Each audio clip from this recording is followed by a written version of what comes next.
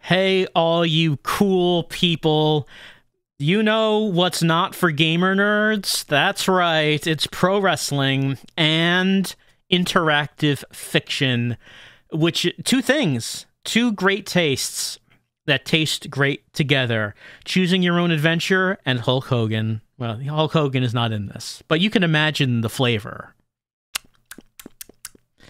So, we're on Chapter 12 of Slammed. It's the grand stage. It seems like it's building up to the big main event, the big title shot. So let's start up with some music that will get that adrenaline pumping, and let's continue with the story. Chapter 12, the grand stage. This is the Suplex Observer. GWA Rumblings and Rumors edition 462 by Bleacher Watcher 619. We're well on our way along this year's Bridge to Valhalla, and I have to say that by all accounts, this is going to be the biggest ring of Valhalla ever. The reason, of course, is the immense controversy surrounding the main event of Last One Standing. Everyone is still picking it apart. Of course, one reason for this is that there are so many conflicting stories about what exactly happened that night in Chicago.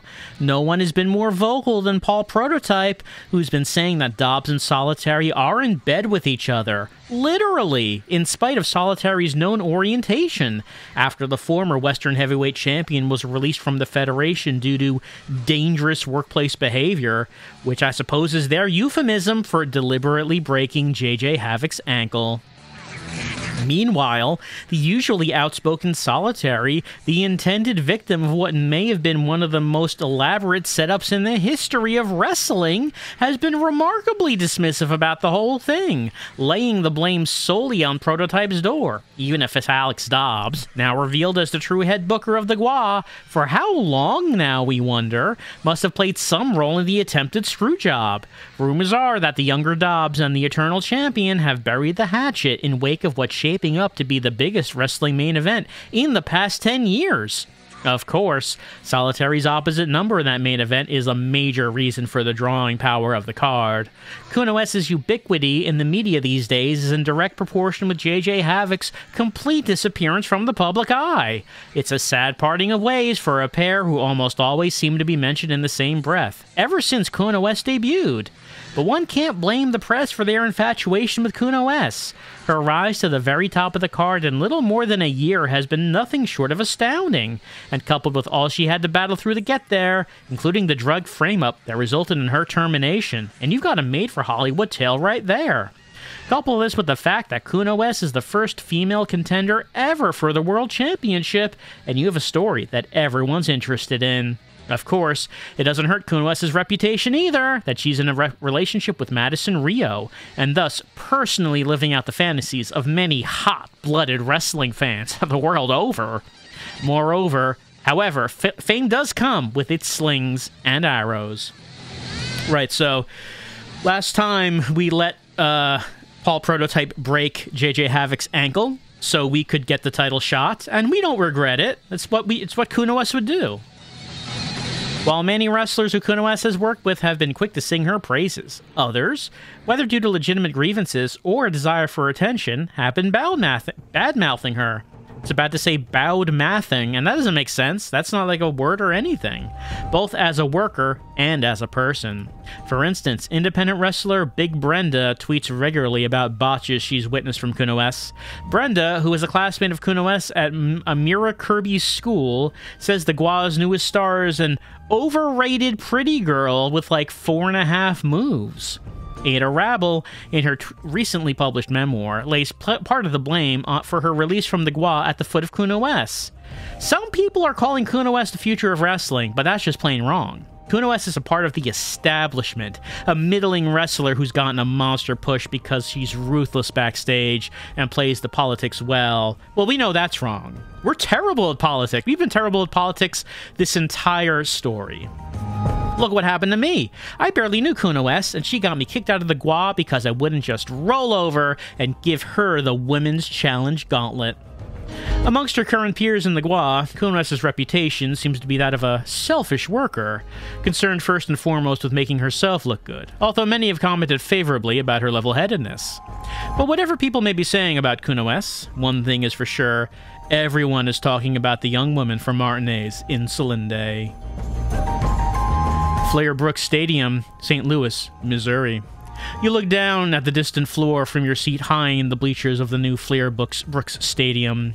In 6 days, just 6 days, 80,000 people will fill the place to capacity for Ring of Valhalla XV16. 80,000 people watching you live, with millions more watching via satellite around the world.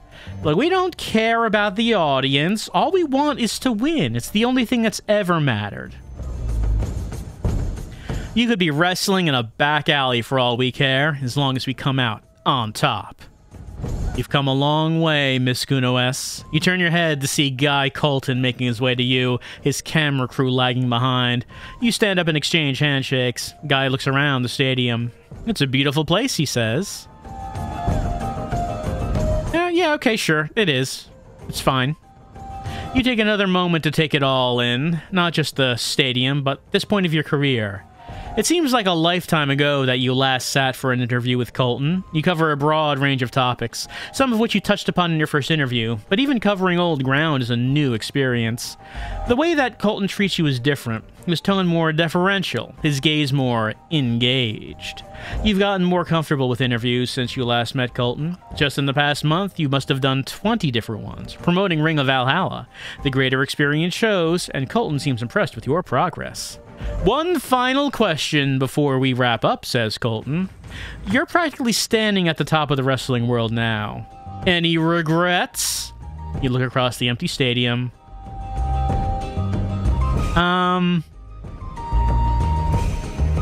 Do we regret anything about how our career has went? I feel Cunoesse is not the type for regrets. We would have done nothing different. And why would you when those choices bring you here, says Colton, shaking your hand again. Good luck, Shadow. 5 days before Ring of Valhalla. The knock on your hotel room door is tentative. You open the door. Sam, you greet your guest. Come on in. Sam McEnroe, Vice President of Promotions for the Borderless Wrestling Federation, steps into the room and stops dead as he sees Madison Rio in a too large gua shirt and cutoffs, typing madly into a laptop, perching on her chair like a gargoyle. Oh, hey, Madison, says Sam. Not now, your girlfriend snaps. Madison sighs, picks up her laptop, and heads to the bedroom. Sorry, I know I'm normally a sparking conversationalist. If you can handle a high cuss-to-word ratio, you put in. But some dillweed on the Leather Report just posted a rumor that Shadow tested positive for RVDX last week, and I want to take 10 minutes of my day to make sure he, she, it gets banned from the internet. Yes, RVDX was the drug that we were accused of taking. It was all a frame-up, though. We never did. Oh, okay, says Sam. She passes him by. Well, it was good to see you again. Likewise, likewise, says Madison, waving a distracted hand. Now, go make my girlfriend look good. Is she always like that? Sam asks when Madison closes the door. It's like dating Tumblr, you sigh. Anyway, did you bring it? Sam asks, before or after they banned all the porn? He doesn't ask that, but it is the question, obvious question. Sam takes a DVD out of his bag and walks to the player. You were right. The Gua job was really polished, but it didn't have enough gravitas. Then again, they didn't have access to your pre-Nearfall Academy exploits. Unlike you. Unlike me, Sam agrees. Though I'd like to think that my extensive video library isn't the only reason you had the Gua outsource your montage to me. Let's say we think it was fitting. After all, he was the one who made our first montage. Well, you've made me in the industry, and for that I owe you, Sam grins, shaking his head. Jeez. Has it only been 3 years since we sat in my room, going through your debut vignettes? You've come a long way, yeah, so I've been told. You take a seat in front of the television. Now show me just how far I've come. The video package opens with a bird's eye view of a dark arena. A few lights come on in the middle, and we can see an empty wrestling ring. In the middle of the ring is a semi-circular table. As the camera swoops down towards the table, we hear crowd noise growling, the familiar dueling chants that accompany any appearance of the Eternal Champion. Entering the ring first, champ forever. Champ forever. Amidst the crowd noise, there's another sound now, that of shuffling cards. From New York City! Drop the champ. Drop the champ. Your undisputed global wrestling champion. The noise of the crowd swells for a moment before being drowned out by the sound of the shuffling cards. I don't see how... That's not really like a loud sound, is the thing. I don't really see how that sound could, like, drown out anything. Solitary. Rapid fire. In-ring footage of Solitary. Set to his thrash metal theme music. Then a long, slow shot of the aftermath in his first win over Paul Prototype as he kneels in the middle of the ring, clutching the belt, overcome with motions. Voiceover. You know what it means to be a world champion? Slow motion footage of Solitary's fights, both during and before his time as a champion, showing the wide variety of opponents he's faced. It ends with footage of his three-man gauntlet title defense. It means you just declared war on the world. Footage showing Solitary arguing with authority figures such as Cameron Dobbs and Forrest Dundee, as well as altercations with mainstream media personalities. It ends with the infamous mugshot of Solitary after his brawl with a homophobic police officer. It means you don't accept the idea that anything is above you. Footage showing the faces of Solitary's opponents immediately before or immediately after their defeat. It means you draw your strength from the dreams you've shattered, the men you've crushed. Footage of Solitary raising the belt high after his various wins ends with Solitary with his right forefinger raised in front of his face, his sign for number 1. It means you owe your success to no one but yourself. Footage of Solitary standing with the belt after the scaffolds and ladders match. Then the video stutters, pauses, and rewinds until the scene shown is that of Cunoesse flooring Solitary with the belt after winning the match for the champion's team. Champion, don't make me laugh. Footage of Solitary being thrown off the scaffold by Super Horns. You've already lost. You've lost to Super Horns, you lost a Prototype, but most importantly, as we unhook the championship belt and win the match, you lost to me. Now, I don't think they ever mentioned why did Super Horns betray Solitary. That hasn't come back up. Highlights of Cunoesse's performance at Last One Standing, including her defeat of Super Horns. I was the best wrestler in that ring. I was the last one standing. That championship belt that you're so proud of. Footage of the face-off between Solitary and Cunoesse, the post-Last One Standing episode of Wednesday Night Wrestling. You're only holding it for me. Solitary moves in close to Cunoesse until they're almost standing nose to nose. Yeah? Come here and take a closer look. Solitary unbuckles the championship belt, then floors Cunoesse with it. You contemptuous little snot! Who do you think I am? Post-shot, studio shots of Solitary, seemingly standing on a mountain peak. I am a living legend. I'm the longest reigning champion in Gua history. We see Solitary defeating his opponents with his most famous finishers. The 3 of clubs, a flying triangle choke, the ace of spades, a high running knee strike, and the last joker, a lightning quick spin kick. The only champion since the Gua let me fight for real. I have never lost a fight. We see footage of the card table from the beginning of the package, now with CG cards on the table, each one flipping to show Solitary defeating a different challenger. I've put down challenges bigger than you, stronger than you, faster than you, and better than you. Slow footage of Cunoesse holding the championship belt high atop the scaffold. Then a cutaway with Solitary watching from the mat. You've never beaten me, says Cunoesse. Footage of Cunoesse's time in the Borderless Wrestling Federation, ending with highlights from her matches against Edith Maven Brooks. You think I'm some rookie because I'm new to the GWA? I've paid my dues, Solitary. I've fought my share of legends. We see highlights of Cunoesse's matches in the GWA. Your time is up, old man. There's a new top dog in this town. We see footage of Cunoesse demolishing opponents with the power cross. I am the future of professional wrestling. We see posed studio shots of Cunoesse standing in what appears to be the ruins of a castle. I don't know where the castle came from. And on Sunday, I will treat you like the old dog you are. We see footage from the final face-off between Solitary and Cunoesse at the last episode of Wednesday Night Wrestling for Ring of Valhalla, and take you behind the barn to put you out of your misery. Solitary jumps Cunoesse, and they brawl in the ring until other wrestlers come from the back and separate them.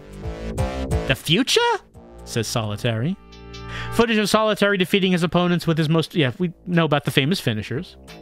You got no future, girl. Let me show you what it means. We see an explosion and the Ring of Valhalla 16 logo, followed by a graphic of the GWA World Championship belt. For a dog to be long in the tooth. Because that long in the tooth means old, but he's also saying his teeth are long so he can bite with his teeth. It's like, you know, I guess that works. A matchup graphic. Half-body shots of the wrestlers with GWA World Championship fight, and Solitary versus Cunoesse in stylized text at the bottom. Ring of Valhalla 16 at the Flair Brooks Stadium, St. Louis, Missouri. The pyro goes off just as the video package ends, but the only reason you can tell is the explosion of lights. Any noise that the firecrackers make is obscured by the savagely joyful roar of the capacity crowd of 80,000 screaming wrestling fans. This is weak. Earth is weak. Breakthrough. You step through the haze of smoke, red, especially for you, and out onto the entrance platform as your music begins to play. It's as if as you stepped into an alternate dimension. Was it only last year that you were watching Ring of Valhalla, the show, the grand stage, on an old flat screen with no more dead pixels than a 90s video game? That doesn't make sense. Video games don't have dead pixels. That's like what LCD screens have. Anyway, we can savor the moment, we can get down to business, or we can let out our joy. Why don't we let out a roar of joy? You break out in an enormous grin. You don't care that a majority of the crowd seems to be booing you. This is the realization of a dream, and you can almost feel the excitement of your childhood self coursing through your body. You punch both fists into the air. You punch the air groans in pain. I'm in Valhalla! Woo, ha ha ha. You're still laughing like a maniac when you enter the ring. You know, it just occurs to me that during this build-up to this match, there really hasn't been any point where Cunoesse and Solitary would confront each other and then point at a sign for Ring of Valhalla, because that's the thing they always do in the WWE when they're hyping up a WrestleMania match for like years. They point at the sign, and it's like, it's way overdone. It's like, they always do it. Just point at that sign to illustrate, hey, WrestleMania match. There has been no sign pointing. I'm not saying they should have a lot of sign pointing. I'm saying I'm pretty sure there has been 0 fingers pointing at signs in this build-up, and I feel that that's an oversight. Even before Solitary's music hits, the chants have begun. Drop the champ! Drop the champ! Each shout like a drum beat. Champ forever! Champ forever! I just want to point out, I kind of doubt people would still be cheering for Solitary if he was really champ for this long. I'm just going to put that out there, that people would be dying for him to lose the title at this point. Each sing-song chant like a pulse racing, like your pulse racing.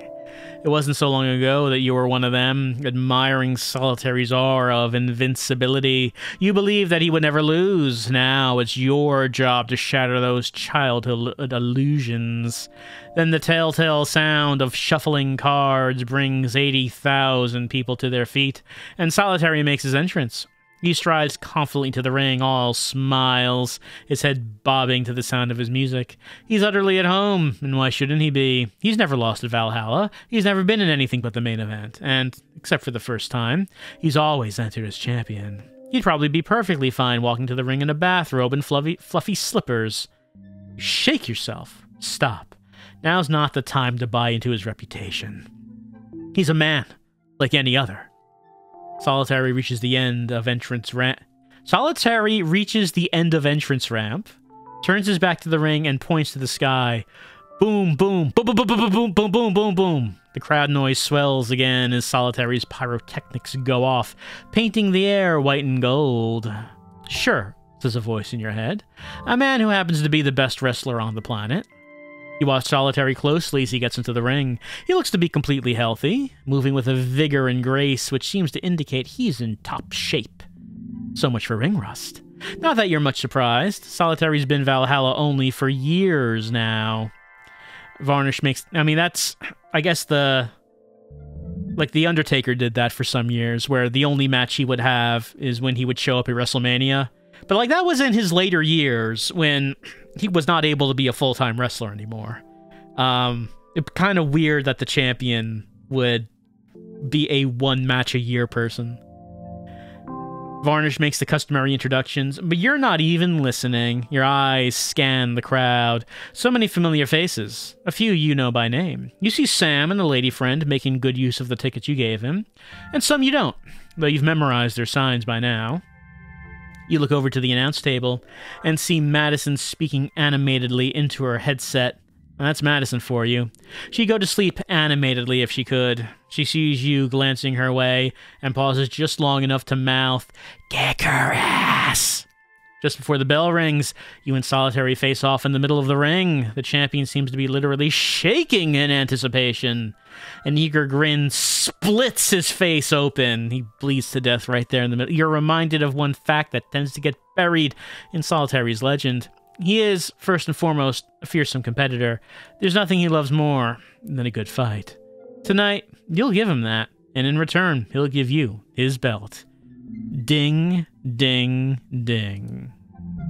Suddenly, Solitary's stance shifts and he kicks your head. You try to dodge, but you still get caught with a glancing blow. The crowd oohs, critics and fans alike reminded of just how deadly Solitary is. For his part, the champ dances back a few paces, grinning even wider as he winks at you. It no longer feels like a dream now. You're in the ring against the best. This is not going to be a long, grinding battle. You can tell this fight will be quick and brutal. We can either attack with everything we've got or fight defensively. How about... Well, let's look at the stats. Energy 95, Strength 60, Technique 62, Promo Ability 58. That's not going to help us now. Kayfabe 60 to Reality 40, Favor 40, Heat 60, Ring Awareness 43, Ring Flash 57. Why don't we let the chat decide this one? I don't know if this is going to decide our strategy for the entire match, but we can go with one, which is attack with everything we've got, or we can go with two, which is to fight defensively, waiting for the perfect opportunity.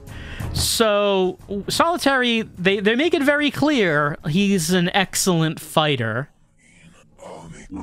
but can he handle entering Omicron? And can he handle our big woman style?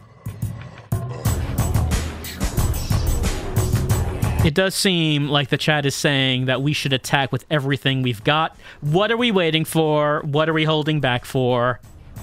We have to attack with everything we've got. You charge forward. You're ready to block when the need arises, but fully aware, if not prepared, for the fact that if you're going to be aggressive and trying to lift or carry him, you will be hit, and these hits will hurt. You need to create your own openings. And if that means you have to survive a beating in return for the chance to get 1 or 2 shots in, then so be it. You just need to make sure these shots count. Finally, you manage to trap Solitary in a front face lock. You elevate him into a suplex position, but he manages to slip from your grip, and on his way down to the mat, his legs wrap around your head. He flips you onto your back with an expert Hurricane Rana. Try to distract him with word. Well, we could either continue our offense. He has given us the Frankensteiner, but we did say in this upper paragraph that we do need to take the hits and then keep going with hits. We could switch to defensive or distract him with words. Well, we already said we would be offensive. Let's try to tank the hit and go with a counter hit. No, you can't train strategies now. Do or die time, Shadow. Aim for a hammer lock. Aim for a double leg takedown. Entice Solitary into a collar and elbow tie-up. Let's see. Well,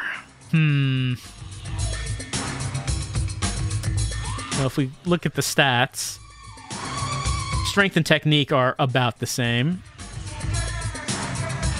Let us go for the double leg takedown. Maybe you shouldn't be waiting for him to kick you before trying to grab his legs. With that in mind, you turn away from Solitary and hit the ropes, rushing at the champion with the additional momentum and making it seem like you're going for a clothesline. Instead, you dive toward his feet, trying to go for a double leg takedown. Except, either your intentions were obvious, or the champion is just that fast, because he leaps over your takedown attempt. And when he lands, bring his feet down on your head in like an M. Bison-style stomp is what it sounds like. You roll to your back, your hands pressing against your skull as if you're trying to keep your brains inside. You're in no position to know what Solitary hits you with next, but judging by the impact of his knees on your chest, it was probably the Deuce of Hearts knee strike, one of his finishing moves. At least, if you go down to a move that no one's ever kicked out before. 1. It's not a bad way to go, really. You came in swinging and gave the champion your best shot. Even if you lose here, you could hold your head high. 2. It seems like an odd thing to say to take the loss. We could either try to get a shoulder up, or we could try to kick out. Well, hey, big woman style, power style. Let's kick right out of this. You break the pin at the last possible moment, and the roof of the Fleer Brooks Stadium blows off because the people are kind of happy that their main event is going to last longer than a few seconds, I guess. Probably would not have been great if, it was just that fast. Anyway, Solitary looks to the referee for confirmation of the count, and you take the opportunity to roll away, coughing. One arm covering your sure-to-be-bruised in the morning chest. You haul yourself to your feet. You can still stand. That means you haven't given it your all yet. That means you can't, you won't, lose yet. Solitary is still down on one knee, arguing with the ref. The champion's faces a mask of frustration when the referee shakes his head emphatically once more, holds up 2 fingers, and demands that Solitary continue with the match. You're surprised. You've given Solitary more trouble. Really? More trouble? We haven't done anything. We kicked out once. You don't see why he'd think at this point that beating you was anything more than a matter of time. And Solitary stands, and suddenly you see why he may not have that time. He's limping. Not obviously, and you wonder how many in the audience notice it. But having spent the last 10 minutes in the ring with him, having experienced firsthand how he moves, you can tell that something's wrong with his left leg. We tie up. We can ask him what's wrong or take advantage of the leg. I mean, we're Cunoesse, right? You think Cunoesse would hesitate to take advantage of the leg?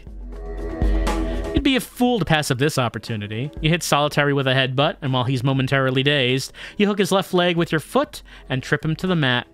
The champion's lying face down as you take a position just between his ankles. All right, let's put the, I believe, let's see. I think they said that it was his left leg that was, well, could he be faking? Could he be baiting us by limping on his healthy leg? Is that something that Solitary might do? Do we go for what seemed to be an injury, or do we try to outthink him? Or are we outthinking ourselves if we try to go for the submission on the healthy leg? I think they said the left leg was the one he was starting to limp on. But it does seem strange that they're giving us a choice. How about... Well, let's try to outthink him. Maybe he's being crafty and put the right leg in the submission hold. Faster than you ever have before, not quite willing to believe the opportunity you have before you, you grab his right leg and lift it into the air, wrenching at the ankle in a vicious ankle lock. Solitary roars and struggles towards the rope with a strength that once again surprises you. Even while unable to move his left leg, he powers on. But you will not be denied. You pull back, slowing Solitary's movement to a crawl, but he is still crawling, making his way painfully to the ropes, closer and closer, until... Oh, he taps. As 80,000 fans blow the roof off the arena, the Eternal Champion is finally dethroned. Wow, we got him with one move. How did this guy stay undefeated for so long? The referee pulls you to your feet and raises your hand up high. Somewhere in the back of your mind, you hear a small voice, your voice, from what seems like a lifetime ago, watching Solitary on a giant television screen, surrounded by your closest friends. Someday, that's gonna be me. The winner of this match. The winner of this match, and new Global Wrestling Alliance Champion of the World, Cunoesse. You feel like you waited your whole life to hear those words, and when they're finally spoken, you can barely hear them. The noise is deafening, albeit mixed. Solitary always divided the crowd's loyalties, but one thing that the reactions of most everyone in the stadium seem to have common is disbelief. People just can't believe that Solitary lost, not given the way the match was going until that point. You know, the match was going for like 2 minutes. You can tell that the more distance people get from tonight's events, the more controversial this victory will seem. But not if I tell them exactly what happened. I'm not going to clarify anything. Well, I mean, we didn't like cheat or anything. I don't see what's wrong with saying what happened. But who cares what they have to say? A win is a win. You put the applause of the multitude aside for a moment and turn your attention to the announce table. While Varnish is speaking to his headset with great vigor, Madison is just sitting at her station. She even has her headset off. The Mexican beauty just stares at you in utter silence, her eyes shining.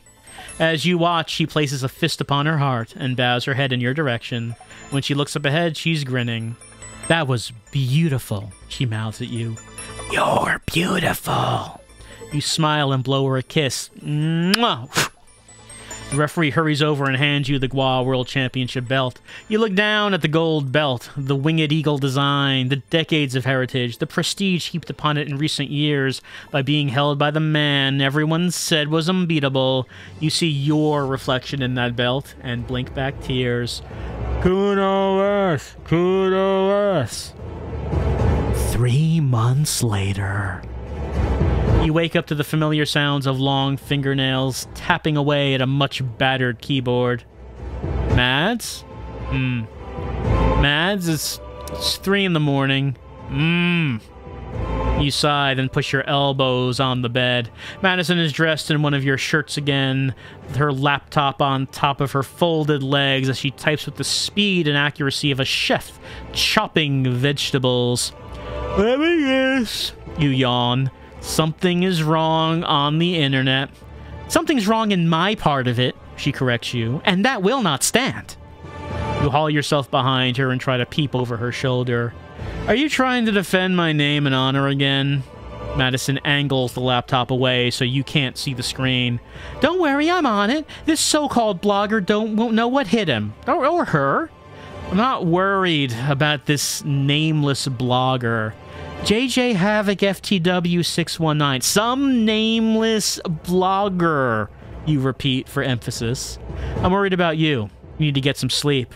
Our flight to Mexico is in 4 hours. It's the principle of the... Hey, she complains as you snap the laptop closed. You better hope that auto-saved. You know, you say in a conversational tone, if you don't want me meeting your parents, I don't have to. Madison inhales, then lets out an explosive breath. Like that. Like an explosion. It sounded like an explosion. Madre de Dios, I've become transparent in my old age. Are we busy? Tell them we're not together anymore? You're not ashamed of me, are you? Madison gives her head a vigorous, almost violent shake. We've already dodged them the first time we went to Mexico, and I do want you to meet them. I need you to meet them. She looks straight at you. I want them to know how important you are to me. Madison shifts around on the bed until she's leaning against you. Once we finish living out our dreams, we Huertas are supposed to leave that assumed life completely behind, like a discarded mask. It's like the rest of reality outside of public service is this big nature reserve. Don't bring anything in, and don't bring anything out. She shifts slightly, so she's looking up at you behind her. I don't know what's going to happen with us between now and when I have to go back, but I do know that if we do last that long, I'm not giving you up. You smile down at her. Ah, so this is just pre-flight jitters then. Madison grins back at you. You could say that. My dad has a mean drop kick. Oh, we love those meaty drop kicks. My power cross isn't something to take lightly either, you know. She suddenly looks worried. Please promise me you're not going to kill my stupid dad. You laugh and gently push her down to the bed. Come on, enough worrying. If neither of us is going to get much sleep tonight anyway, might as well make the most out of it, eh? She gives a naughty little laugh and scissors her legs around your body. Lech, you just want another taste of my signature moves. You kiss, and the warriors of the future fade away. You may not know how much time you have left together, but who does, really? You have each other now. You have each other tonight. That's enough. Masters of Wrestling Annual World Rankings, released one day after Ring of Valhalla. Number 1, Cunoesse. Last week, 61. Awards received: Feud of the Year, Cunoesse and JJ Havoc. Match of the Year, Solitary vs. Cunoesse, Ring of Valhalla 16. Amateur Sleuth Award, Strong Woman Award. I guess Amateur Sleuth Award is for solving the mystery at the reality show, I guess. The end. We hope you enjoy playing Slammed. How likely would I be to recommend this game to a friend? I mean, there's a lot of, you know, questions about that. How many friends do I have that would be interested in a pro wrestling related piece of interactive fiction? I mean, actually none. Actually, I don't have any friends who would be interested in that. So, I guess I'll leave this question to the chat. Chat, there are 10 choices, actually 11. Well, go with 10. Go with 10 choices. 1 through 10. What do you think? What is our rating? How likely would it be that I would suggest this to friends? If I'm just, you know, talking with some friends, you know, like I do about entertainment that I might partake in. Hey, there is this pro wrestling choose your own adventure on Steam called Slammed. How likely am I to do that? Well, so far it seems like 10 and 7. Well, 10 and 7 are neck and neck. 10 is in the lead. 7 coming up close. 1 in third place. I mean, that is the case. Usually people will vote either 10 or 1.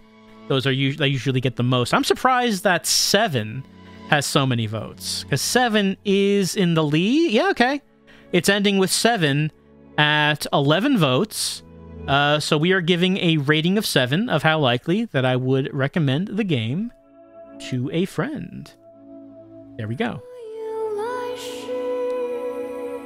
I mean, I don't really need to be made aware. There are people who will surely tell me if a relevant game comes out. Thanks for playing. What Well, so that's it for Slammed. That is it for our story. As far as, well, I mean, we see what the chat thought. The chat thought that there was a, 70% chance that they might recommend this to other people, to friends.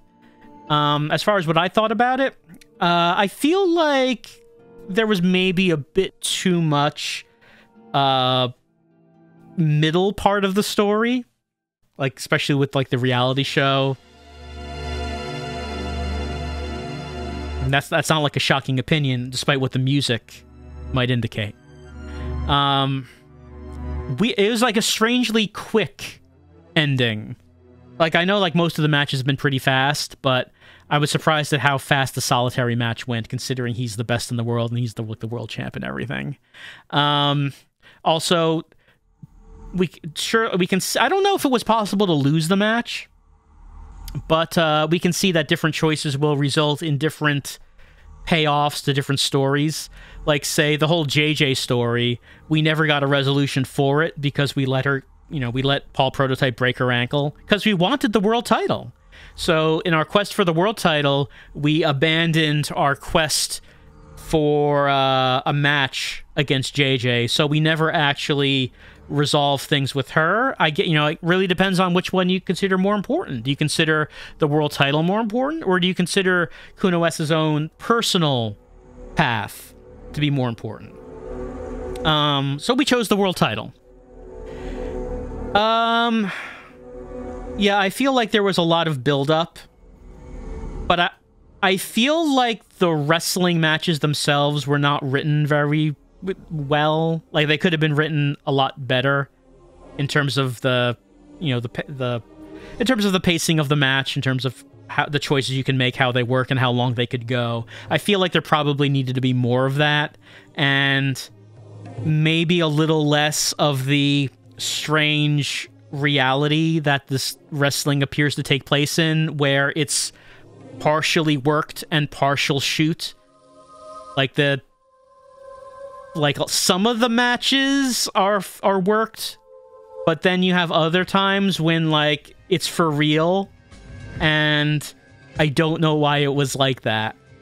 I guess the writer maybe wanted to like have a bit of both, to like say, well, we want to get into the part where a wrestling match is actually about working with your opponent to put on a performance, but we also want to have parts where it's like it's an actual fight now. I don't think you can really do that. I think you need to go one way or the other. Either you're going to go full kayfabe about how you're getting into wrestling and you're going to fight people for real, and you're going to write it from that perspective, or you're going to go full shoot where you're talking about how you're learning how to actually put on a performance, to learn the dance of wrestling. Wrestling is a dance. You have to learn the steps to learn how to do that, and then put on a good dance with your opponent. And then maybe there's like politicking backstage to get into some good positions, matches, and title shots, but the actual in-ring action is all worked. You have to go one way or another on that, I think. I think the combination that they went with was a little weird. And I don't think that necessarily worked out very well. I'm glad that we got to see what happened with Cunoesse following the events of Disco Elysium, how she went into pro wrestling, because that seems like a very appropriate career path for her. I mean, what happened to Cuno? Well, maybe the ending where Cuno goes off with Harry, maybe that ending happened, leaving Cunoesse on her own, so that's what resulted in her taking the path to get into wrestling. Could possibly be that.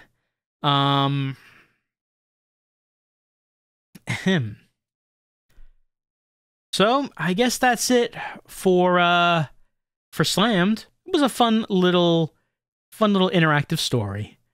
And that is I guess that's now the Cuno, the canon. I was about to say replace the word canon with Cuno. If we wanted to just use the word name Cuno whenever we want to say canon, that's probably all right. But I guess this is now the canonical outcome for Cunoesse later in life, which is good. It's probably a better outcome than it seemed like she was heading when we played Disco Elysium. Well, that's it for Slammed. And that's it for some reading. I hope you enjoyed this little story time. Yeah, it's a little longer than just a little. I hope you enjoyed the story time with me and with Slammed.